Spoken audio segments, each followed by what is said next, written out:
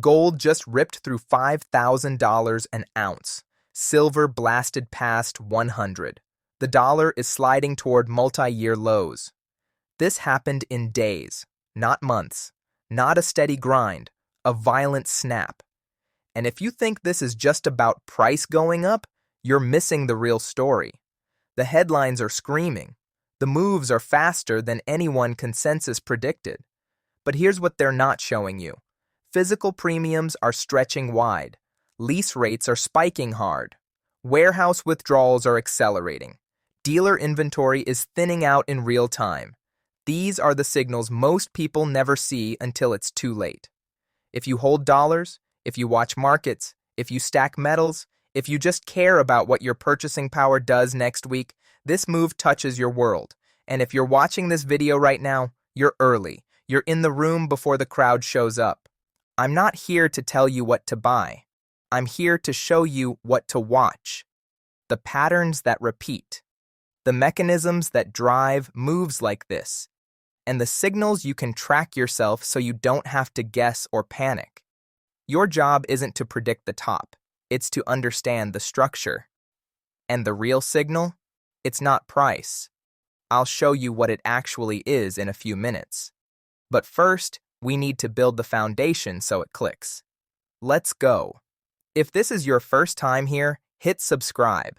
We're building the group that sees shifts before they hit CNBC, the people who recognize patterns instead of reacting to headlines, the ones who stay calm when everyone else is scrambling. Do me a favor. Drop a comment with your city or country. I want to see where we're all watching this from. It helps us map how this move is hitting different regions. We're in this together. All right. Let's break down what just happened. The surface story is loud. The real story is quiet. Gold past 5,000. Silver over 100. The financial media is blaming geopolitics, debt ceiling drama, Fed pivot speculation, policy noise, all surface narratives. They're not wrong. They're just incomplete. Because while everyone's watching price, there's a hidden layer underneath that's screaming, and it's been screaming for weeks. Physical premiums at major dealers have stretched. Not a little, a lot. You're seeing language shift from in-stock to limited availability to call for pricing. Lease rates, the cost to borrow physical metal in wholesale markets, are spiking. Warehouse stocks at COMEX and LBMA are draining faster than normal seasonal patterns explain. This is not euphoria. This is stress. Think about that. Price is ripping, but the underlying plumbing is showing tension, not celebration. That gap between paper markets and physical reality is what you need to circle. Because when that gap stretches too far, repricing doesn't happen gradually. It happens violently. If price was the real signal, this move would already be over. But it's not. And that's why we're here. Let me name this mechanism simply so it sticks. The pressure cooker break. Here's how it works. Imagine a valve on a pressure system. The gauge looks calm. Trading volume looks normal. Futures markets are liquid. Everything on the surface says the system is fine. But underneath, in the physical layer, supply is tightening. Quietly. Slowly. Like a valve closing one turn at a time. Paper markets trade comfort. Physical markets trade reality. And when the gap between those two stretches far enough, a small catalyst forces the system to reprice, not because of the catalyst itself, because the underlying tension was already wound tight. That's what we're seeing now. COMEX has plenty of paper contracts, but physical delivery requests are climbing. Warehouse stocks are shrinking. Retail dealers are running low on popular products. Premiums are widening because the supply that should be there isn't flowing the way it normally does. This isn't new. It's a pattern that repeats every cycle. 2008, 2011, 2020. Every time the early signal is the same. Physical tightens while paper stays calm. Then something cracks. Policy announcement, geopolitical shock, currency move, doesn't matter what. The valve was already closed. The catalyst just forces the repricing. You've seen this before even if you don't realize it. Concert tickets, housing in a hot market, toilet paper in March 2020. When supply thins and demand stays firm, price doesn't drift higher, it gaps. The people who panic last are usually the ones who ignored this indicator, and right now, that indicator is flashing red, not telling you to buy, showing you what to watch. The mechanism is evergreen. The current move is just the latest example. Now let's go deeper, because there's a second layer compounding this. I call it the flow flip. Here's the psychology. The real asset behind fiat currency isn't gold backing or GDP or military strength. It's confidence. Trust that the system will honor the value tomorrow, that you can convert paper into goods, that promises will be kept. When that confidence erodes, flows rotate. Not because everyone suddenly wants gold, but because fewer people want promises. Think about it like musical chairs. The music is still playing, but people are starting to notice there aren't enough chairs, so they move early, not in panic, in caution. This is why you're seeing capital rotate out of long-duration bonds, out of certain equity sectors, out of cash positions, and into scarcity assets. Gold, silver, hard commodities. Real assets with no counterparty risk. And here's where it gets interesting. Bitcoin is lagging. That's confusing a lot of people. They expected crypto to rip alongside metals. It's not. Why? Because this move isn't about speculation. It's about trust erosion in the fiat system itself. When confidence cracks, the market reaches for the oldest, most universally recognized stores of value first. Bitcoin might catch up. It might not. That tension is keeping positioning unstable. Traders don't know which narrative to follow. Fear or innovation. Safety or leverage. That confusion creates chop, and chop shakes out weak hands. Now imagine you're a pension fund manager, or a sovereign wealth allocator, or just someone with significant savings. You're watching the dollar slide. You're watching inflation data stay sticky. You're watching policy uncertainty compound. You don't need to believe the system is collapsing.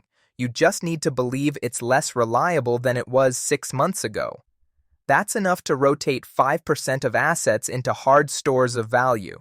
And when hundreds of billions start moving, even a little, the physical market feels it immediately. This isn't a trade. It's a flow shift. And flow shifts don't reverse on headlines. They reverse when confidence rebuilds. The next move won't be announced. It will be visible only if you know where to look. Which brings us to the question everyone's avoiding.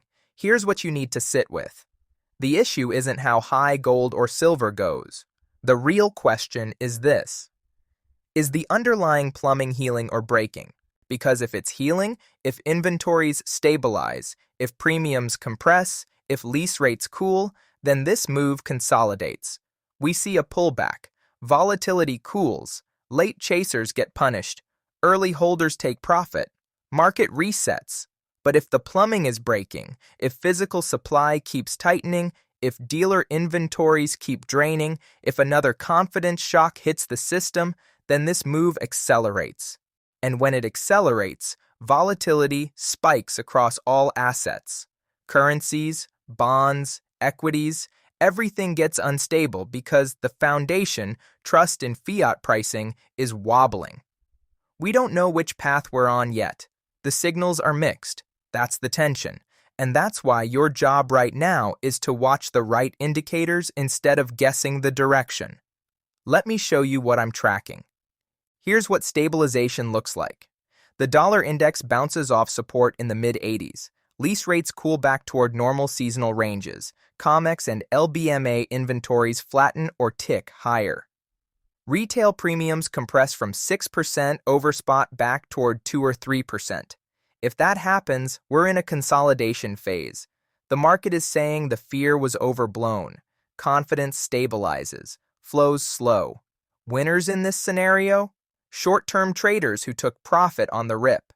holders who didn't chase, anyone with dry powder who waited for the pullback, losers, late momentum chasers who bought at 5,000 thinking it's going to 6, emotional participants who panic sold the dip that follows. Could happen. Markets do this all the time. Overshoot, correct, stabilize. Now the other side. Acceleration. Premiums don't compress, they widen further. 10% over spot. 12. Dealers start rationing. 1 tube per customer. Call for availability. Lease rates don't cool, they spike higher. Inventories don't stabilize, they drain faster. And then another shock hits. Policy mistake, geopolitical flare, currency crisis in a mid-sized economy. Doesn't have to be massive, just enough to crack confidence one more time. In this scenario, we're not consolidating, we're accelerating. And the move gets more violent because the physical market can't absorb the flow without gapping price. Winners? People who positioned early and stayed mentally prepared for volatility. Holders who understand the pattern and don't get shaken by 20% pullbacks in a broader uptrend. Losers? Anyone who waited for confirmation and now has to chase into thin liquidity. People forced to react emotionally instead of systematically. Not predicting, just mapping the paths. Third path. The chop zone. We get volatility without direction. Price swings 5% daily. Headlines whipsaw. Bulls and bears both get exhausted. This is designed to shake attention. Grind both sides. Make people give up and walk away.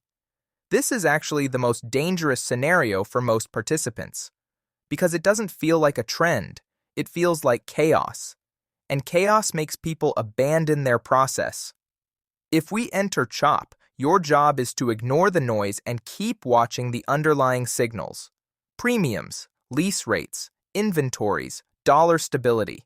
Those tell you if the structure is tightening or loosening. Price action in CHOP lies. Fundamentals don't. Let me give you the watch list. These are the signals I'm monitoring, not trade signals. Pattern signals. 1. COMEX and LBMA inventory changes. Normal behavior is a slow trickle. Seasonal draw in certain months. Seasonal build in others. Stress behavior is a sharp, sustained drain that breaks seasonal norms. What I'm watching, daily and weekly inventory reports. If we see another 10% drop in registered gold stocks over the next 2 weeks, that's stress. If it flattens or ticks up, that's stabilization. Why it matters. This tells you if physical demand is overwhelming supply or if the market is rebalancing. 2. Gold and silver lease rates. Normal behavior is stable, low single-digit annualized rates. Stress behavior is sudden spikes, 3%, 5%, higher. What I'm watching, GOFO spreads and forward rate curves published by LBMA. If 1-month lease rates spike above 2% and stay there, that's tightness. If they cool back under 1%, supply is loosening. Why it matters? Lease rates are the wholesale cost of borrowing metal. When they spike, it means physical is scarce in the professional market, not just retail. 3. Retail premiums at major dealers. Normal is 1 to 3% over spot for standard bullion. Stress is 6% and climbing. Rationing language. Delayed shipping. Out of stock on common products. What I'm watching, dealer websites daily, APMEX, SD Bullion, JM Bullion. If premiums widen further or inventory disappears, that's confirmation. If premiums compress and stock comes back, demand is cooling. Why it matters. This is the front line. Retail sees tightness first because it's the end of the supply chain. 4. Dollar index around recent support. The DXY is sliding. If it breaks cleanly below recent multi-year support, that's a confidence crack. If it bounces and holds, that's stabilization. What I'm watching, daily closes. A sustained break below 82 or 83 would be significant. A bounce back above 86 would signal dollar strength returning. Why it matters. The dollar is the denominator. If it's weakening structurally, hard assets reprice higher. If it stabilizes, Pressure comes off. 5. Gold and silver ETF flows. Are institutional and retail investors adding exposure or reducing? What I'm watching: daily flow data from GLD, SLV, and other major metal ETFs. Inflows confirm the move. Outflows or stagnation while price rips means the move is driven by physical tightness, not broad demand. That's actually more bullish long-term, but more volatile short-term. Why it matters tells you if this is a broad confidence shift or a supply squeeze. Different dynamics. Here are the wild cards that could change everything overnight. Currency volatility outside the dollar. If the yen or euro breaks, flows accelerate into hard assets globally. Liquidity freezes in futures markets.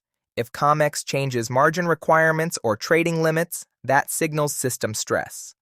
Policy surprises. Emergency Fed meeting. Surprise rate cut. Coordinated central bank intervention. Any of these could reverse sentiment fast. Exchange rule changes. If COMEX or LBMA changes delivery rules, settlement terms, or position limits, that's a structural shift. Media narrative shifts. If mainstream outlets start using the word crisis instead of volatility, that pulls in emotional retail flow. These aren't trade signals. They're context. They change how you interpret the primary signals. Can't know which will hit. Can only know they exist. If you're trading this, your job is risk management, not prediction. Use stops. Size positions for whipsaw. Don't assume momentum continues just because it's strong today. This market will gap against you. It will fake breakouts. It will punish over-leveraged positions on both sides. Not advice, just pattern recognition from someone who's been in these before. If you're holding physical or long-term positions, your job is to ignore the noise. 20% corrections in a structural uptrend are normal. 30% pullbacks have happened in every major precious metals bull market. Your edge is time and conviction. Don't let volatility shake you out of a position you sized correctly. Know what you own. Know why you own it. Let the market do what it does, not telling you to hold, showing you what holding through volatility requires. Here's where we are. If you're watching these signals, you're putting yourself in the group that reacts early instead of late. The group that understands structure instead of chasing headlines. The group that doesn't panic when price moves because you're watching the fundamentals underneath. That's the edge, not knowing what happens next, knowing what to watch so you can adapt when it does. Markets move on confidence before they move on charts. And right now, confidence is cracking in ways most people won't see until the repricing is already done. You're ahead of that curve. Stay there. Do me a favor. Comment below and tell me which signal surprised you the most. Premiums? Lease rates? Inventory drains? I want to know what clicked. And if you found this useful, share it with someone who still thinks price is the whole story. They need to see what's underneath. Subscribe if you haven't. We're tracking this in real time, and the next signal might be the one that matters most. Links to dealer inventory trackers and LBMA data sources are in the description. Use them. Stay sharp, stay disciplined. And remember, your job isn't to predict the top. It's to understand the structure. I'll see you in the next one.